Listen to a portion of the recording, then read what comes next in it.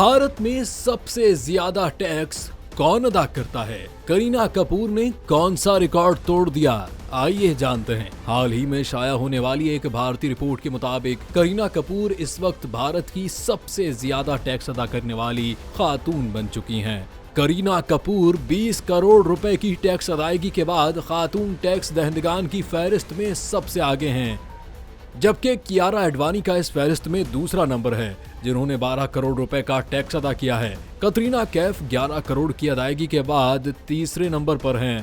इसी रिपोर्ट के मुताबिक भारत में सबसे ज्यादा टैक्स अदा करने वाली शख्सियत शाहरुख खान हैं, जिन्होंने 92 करोड़ रुपए का टैक्स अदा किया है। उसके बाद इंडियन साउथ स्टार थिलाबती विजय हैं, जिन्होंने 80 करोड़ रुपए का टैक्स अदा किया है, जबकि सलमान खान 75 करोड़ रुपए का टैक्स अदा करके तीसरे नंबर पर हैं।